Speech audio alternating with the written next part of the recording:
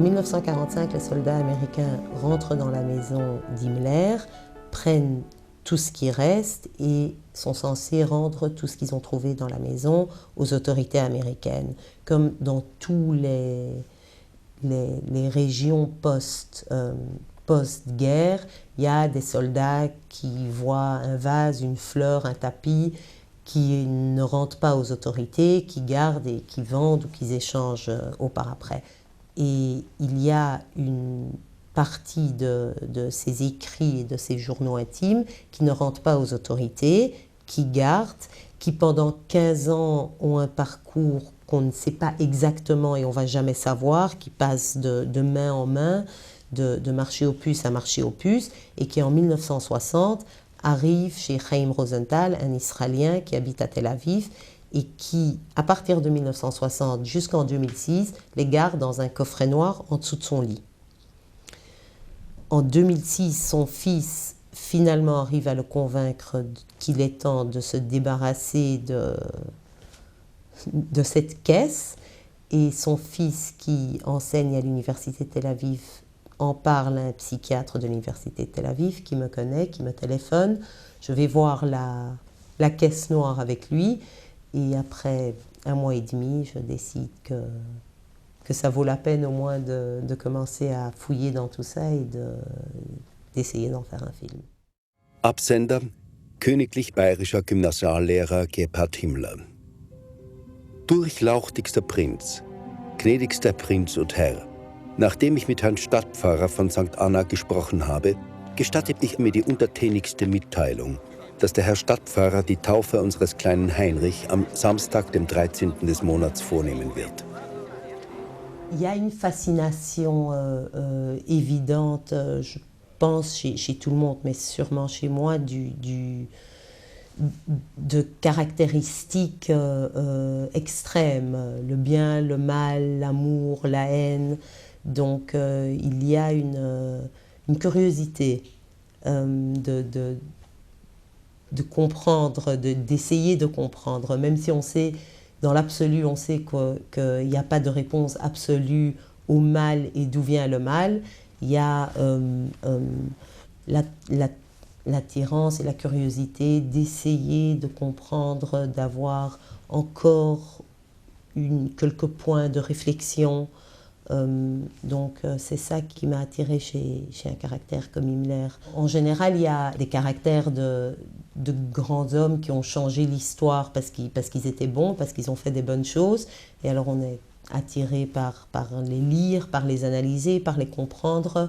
Je pense que avec les gens qui ont changé l'histoire dans le sens négatif, c'est moins évident d'être attiré, d'avoir envie de lire et de comprendre et de rentrer plus en profondeur.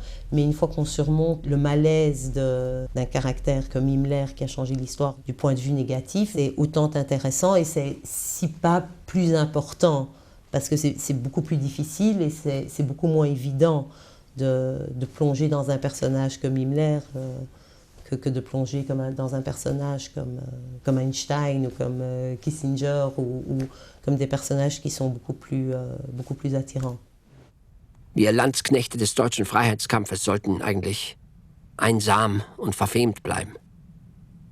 Liebes Kind, es ist nicht leichtsinnig hingeschrieben, sondern weil ich mir manches Grausige der Zukunft heute schon denken kann.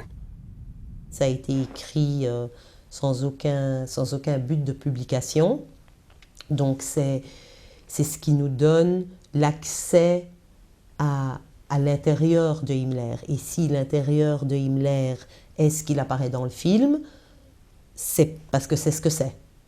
Et je pense moi que c'est d'autant plus fort, c'est d'autant plus dramatique, c'est d'autant plus difficile à réaliser et à accepter en tant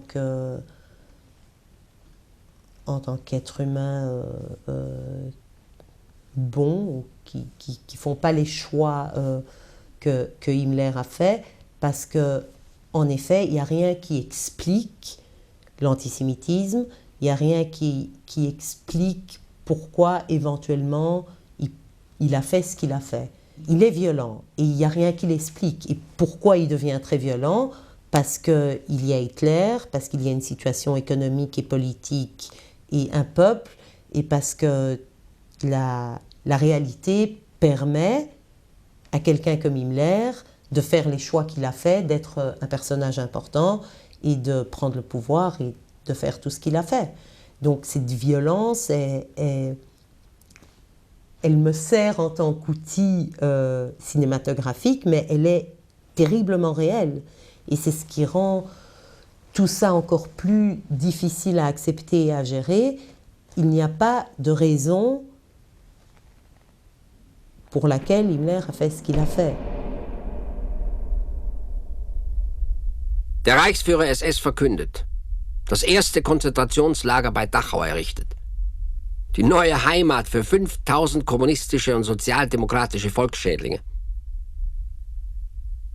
C'est très inconfortable de vivre tout ça, d'entendre tout ça, de voir tout ça. On ne sait pas très bien quoi sentir. On arrive à s'identifier parce qu'on connaît la musique, on connaît les livres qu'il lit. On a tous lu Oscar Wilde. On comprend ce qu'il dit quand il dit qu'il a eu une mauvaise journée à l'école et qu'il a eu mal à la tête et qu'il n'a pas fait ses devoirs et qu'il est resté à la maison, parce que ce sont des situations qu'on a tous vécues quand on était enfant. Et puis cette même personne avec qui on arrive à s'identifier, pas par son caractère, mais par l'ordinaire de sa vie quotidienne, en une fois fait des choix et prend des décisions, et en plus est dans une position, une position de force, une position de pouvoir, et tout tourne à l'enfer. Donc on est choqué. Mais c'est comme ça que c'était. Berlin, 4. September 1939. Nun ist Krieg. Püppi hat eine Karte von Deutschland und verfolgt alles, was ihren Papi angeht, auf derselben. Gerhard ist eine Verbrechernatur. Er hat irgendwo wieder Geld gestohlen und lügt unbeschreiblich. Vom Deutschen Roten Kreuz habe ich die Betreuung an sämtlichen Lazaretten im Wehrkreis 3. Ich bin froh, dass ich dabei sein kann.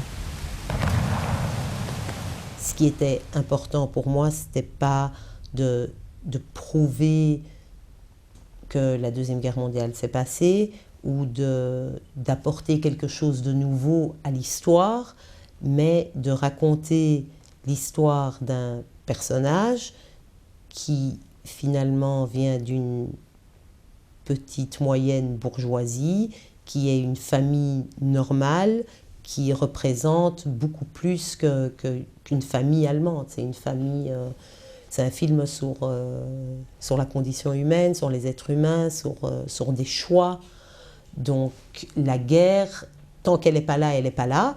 Et quand elle est là, s'il n'en parle pas, alors on ne sait pas la voir non plus, parce qu'elle n'a pas été filmée. La majorité des images qu'on connaît de la guerre sont des images de propagande, donc ce sont des images qui n'allaient pas avec le texte. Elles ne contredisaient pas le texte et ne supportaient pas le texte. Elles étaient tout simplement pas relevantes pour le texte qu'on avait.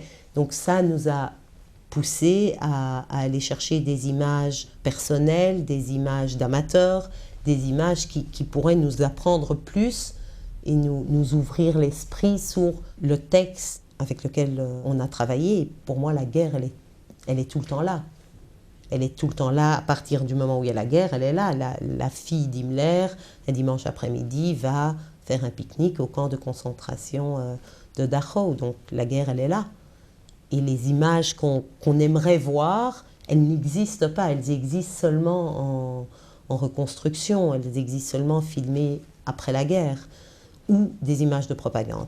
Ce qui était évident que je n'allais pas employer dans le film.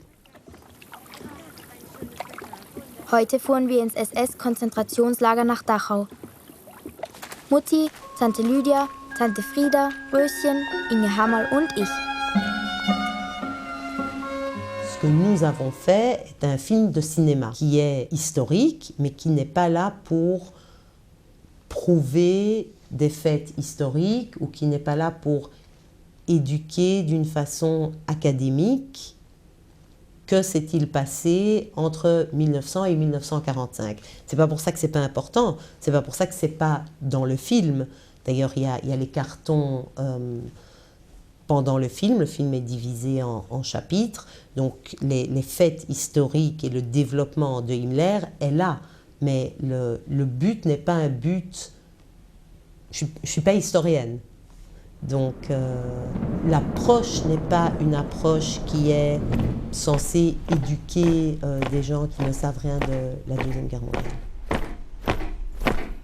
En fait, le film est 90 minutes de silence, il n'y a aucun son. La raison pour laquelle il n'y a aucun son, c'est parce qu'on travaille avec du matériel d'archives de 1900 à 1945 et il n'y avait pas de son. Mais il n'y avait pas de son, pas parce que les rues de Munich ou de Berlin étaient silencieuses, mais parce que la technologie des années 10, 20, 30 et 40 ne permettait pas d'enregistrer le son. Même les images de propagande, Goebbels allait dans des studios et enregistrait le son après avoir filmé les images. Donc, puisque dans la réalité, il y avait du son. Quand on était à Munich en 1914, on entendait les voitures, les gens parler, les oiseaux, les trams. Donc de là le concept de construire le monde sonore exactement comme il était entre 1900 et 1945.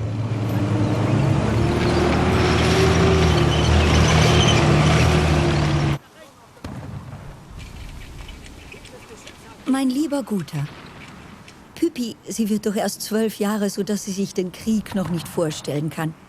Täglich spricht sie von ihrem Geburtstag. Mit vielen herzlichen Grüßen und Küssen. Deine Marga. C'est une approche qui a été bien réfléchie, qui a été choisie pour deux raisons. D'abord, pour rentrer le spectateur dans le monde de Himmler, pour lui donner une expérience au-delà d'un spectateur qui regarde un film en tant que spectateur, pour qu'il fasse partie, pour agrandir ou amplifier l'expérience cinéma, et d'un autre côté pour essayer d'élever la réflexion chez le spectateur, pour qu'il puisse sentir, faire partir et ensuite réfléchir et penser, et se poser des questions, se remettre en question.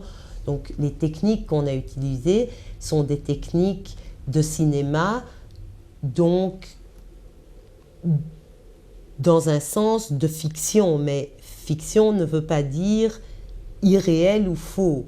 Fiction dans le sens où ce sont des outils de cinéma qui, en fait, amplifient le vrai, le documentaire, la réalité.